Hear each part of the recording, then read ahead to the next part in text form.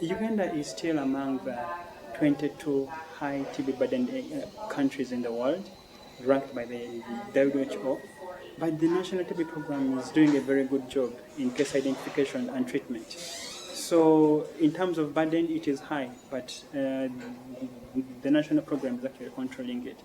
So then the thing that actually we worry about is these very high numbers of patients who have recovered from TB. So they're out there in the community, but then they start getting the complications of TB. So we are now likely to be facing very high numbers of patients with chronic lung disease.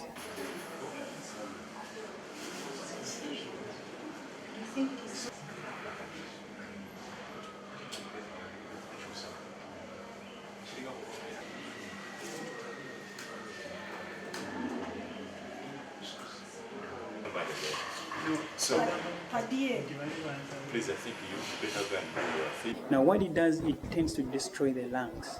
So it destroys the lungs, and unfortunately after TB is treated, the destruction of the lungs doesn't reverse.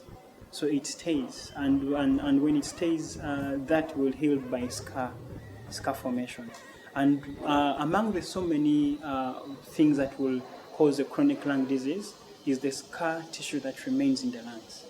So that is now what will eventually bring the patients back, so that they will now require rehabilitation. Let your shoulder out. More 5 times. Good. Chikoma 1. Up. And down. 5 times. Up. And down. That's 4. Up, down. That's 5. Good. All that helping them to take in more oxygen and reducing their breathlessness. Okay. Good. Sit. Stand up again. Exercise. At the same time to what we did as far as exercises of promotion.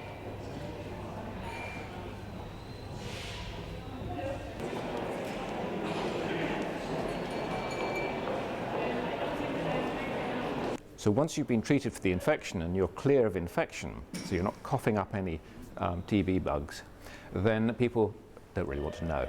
There's not much to be done for them. Indeed, there is nothing to be done for these people, which is why rehab is so important. Up again. Down. That's 1 up. The end of the life. Because life has to continue. The more you do the exercises, the better for you. What we're trying to do is to take this to Africa using local resources to develop a similar but culturally appropriate program for the people out there. Now, to do that, we've done a pilot study already. We're now funded by the Medical Research Council and the Wellcome Foundation to refine this intervention so we've got it right, so we can know who's appropriate for it, how's the best intervention done, and how can we get the best results. And then we're going to be producing manuals, and hopefully, if we get the ongoing funding, we're going to be taking this out across East Africa and to other countries across Europe and the Far East as well.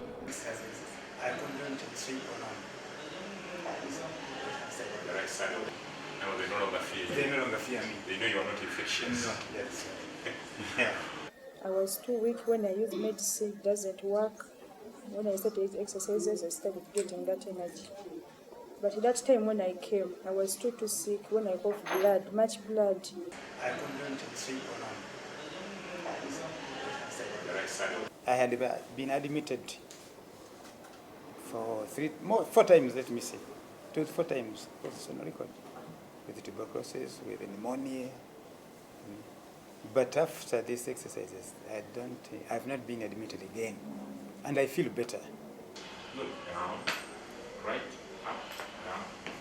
Left. Then down. Your heels up. Down. They come back 12 weeks after.